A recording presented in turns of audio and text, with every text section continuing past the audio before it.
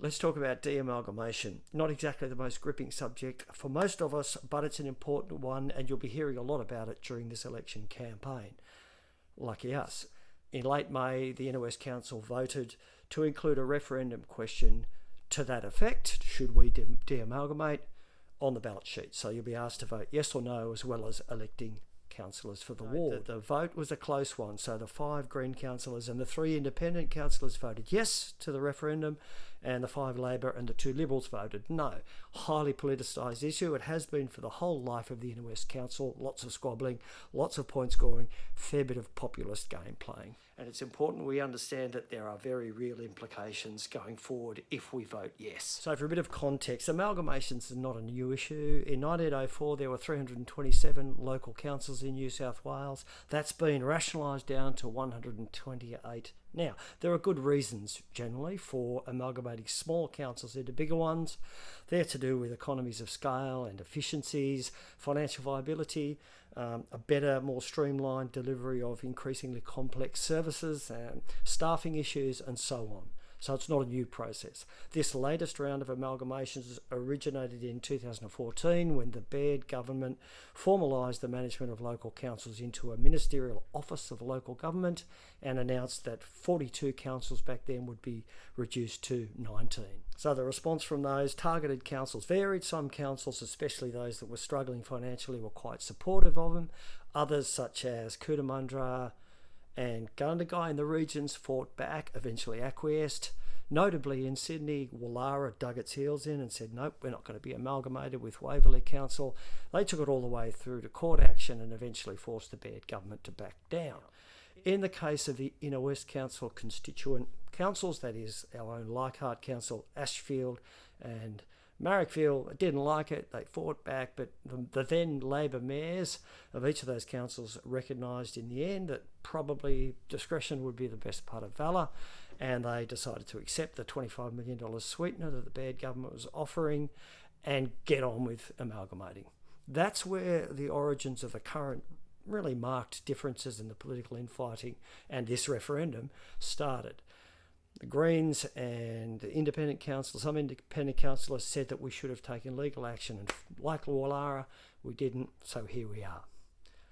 As part of the process of deciding whether to put this referendum question to us, councillors asked the professional staff at council to present a report which set out the procedure that would be followed to pursue de-amalgamation in the event of a yes vote and the implications that would flow from it.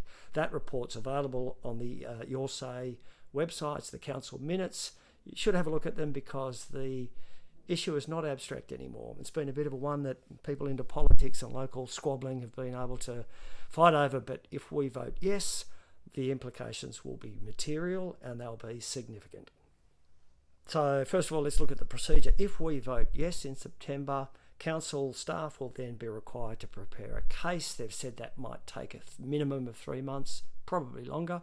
That case will then be presented to the Minister for Local Government, Shelley Hancock. She'll hand pass it on to the Independent Boundaries Commissioner, who'll assess the case, make a recommendation. We'll get to see that report. That'll be publicly tabled, but the decision will rest with Minister Hancock. In other words, the decision on to whether or not our wishes to de-amalgamate are accepted by the state government will be made by the same people who just 5 years ago decided to force us to amalgamate. So that's a big red flag. This is not a binding referendum, and anyone who tells you that this is going to get us de-amalgamation is taking the piss.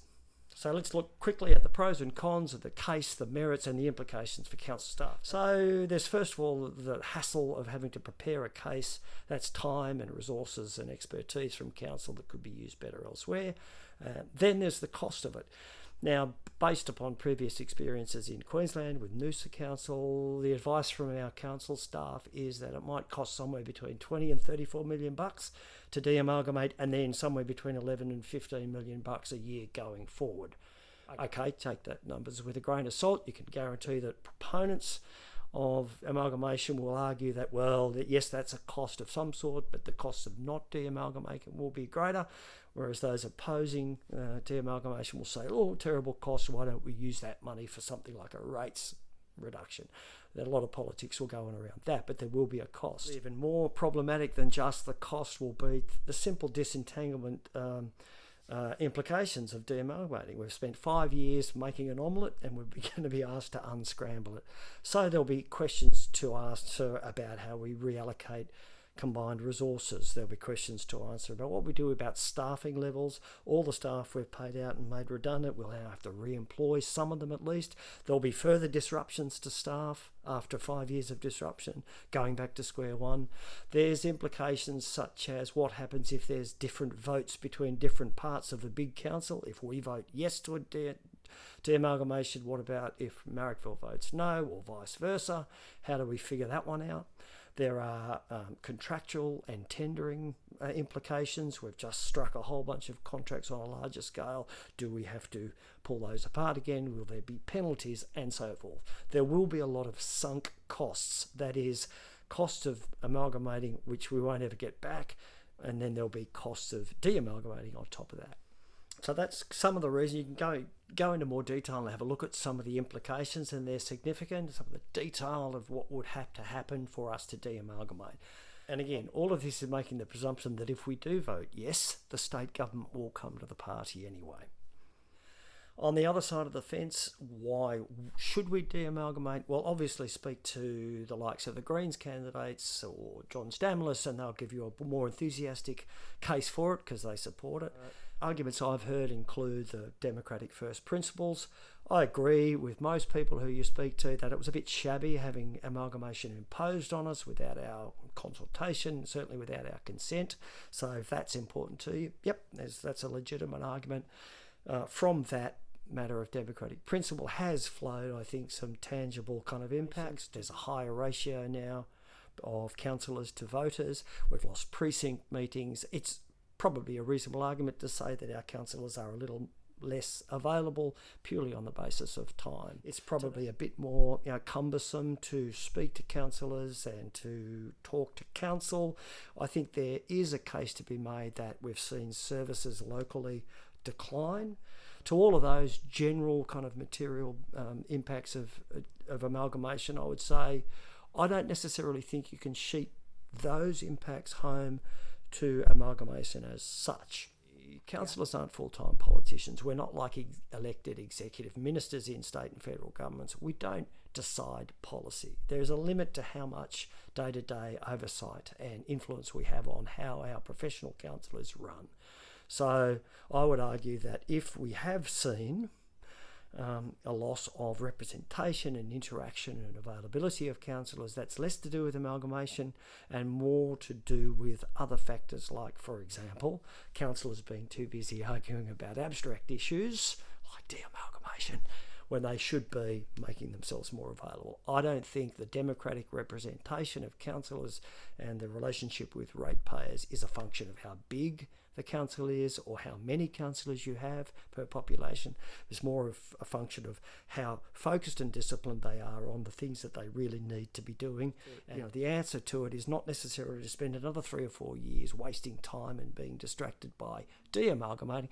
It's instead to focus and focus and focus on the things that councillors are there to do, like rates, roads and rubbish, parks, parking issues, DAs, dog poo and other dog issues, daily disputes, the sorts of things that a councillor should be focusing on. Other arguments that are presented by pro-de-amalgamationists are that the much touted benefits of amalgamation in terms of efficiencies and economies of scale and certainly financial savings haven't eventuated, that amalgamation's been a failure. To that I'd say it's a 20-year program, right? When the original amalgamations were proposed, it was against projected cost benefits that weren't going to wash fully through for a couple of decades. If you look at the budget, there'll be a lot made out during this election campaign about budget deficits when the old Leichhardt Council had a pretty robust financial position. That's true. It's not a big deficit, $7 and a bit million in a budget of 240, 250 million. And there are reasons for that deficit to do with obviously COVID, also, a forced acquisition of some investment properties in Tempe, which has hit the income to the tune of $3 or $4 million. Have a look at the budget on the council website that Peter Gainsford and his staff have just sort of tabled. There's a coherent case presented for how that deficit is going to be managed and the cost savings that will flow. So it's disingenuous for us to say, well, it hasn't worked. It's still very early days. Benefits have flowed. Internal surveys show that the staff, after all this disruption, have started to get behind the new project, the new council. There's a good feeling. We should just let the staff get on with it rather than making them flip 180 degrees right at this time and head back to where we were 5 years ago. So to me, it brings us back to the biggest argument against de-amalgamation, and that is to do with council cohesion, councillor relations, and a focus by our local representatives on the things that really matter and the things that we can influence. It will suit a state government, whatever the stripe is, Labor or Liberal, very much to have an Inner West Council that continues for 1, 2, 3 years into the future to be squabbling and divided on what is essentially a second order, relatively unimportant issue to most. Why? Because there's lots of state level infrastructure projects going on over which a unified and focused council representation can have an influence, and we should have an influence, or we must have an influence. Things like Bays West Precinct, Callum Park, Rozelle Rail Yards, West Harbour Tunnel, residential development and the density, transport issues, energy issues, a lot of stuff that while we can't necessarily impose policy on the state government, we can have a very strong proactive influence over it. If we allow an issue like the de-amalgamation, which, let's be honest, most of us don't really care that much about, to distract us from that, to dissipate us and have us fighting against each other as we have been, we're just setting ourselves up to be sucker punched and miss the opportunity to. My approach to these sorts of things is don't pick the fights you probably can't win, and that even if you do win them, may not be to your best advantage anyway. Focus instead on picking the fights you can win and try to get everyone on the same net on that score. A response to that from those who support de-amalgamation is to say, oh yeah, but Jack, we're smart people, we can walk and chew gum and fart at the same time. In other words, to say we could vote yes for de-amalgamation, we could steward that process through, while at the same time focusing on those things that do matter. To which I would simply say, the last 5 years don't fill me with enormous wellsprings of confidence on that score.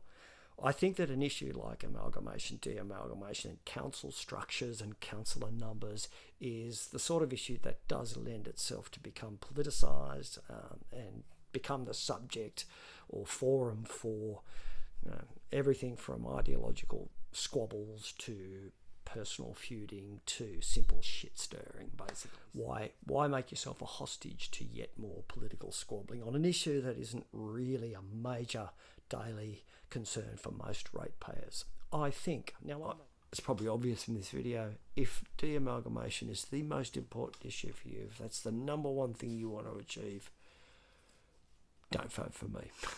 I'm not your guy, okay? I may be wrong on that, and I'm not belittling those people who see this as a very important matter of both principle and practical outcome. I guess we will see. All I would say is before you vote yes, have a look at the implications, have a serious think about what it will mean, particularly for our professional staff, and be careful what you wish for, because you might get it. Cheers.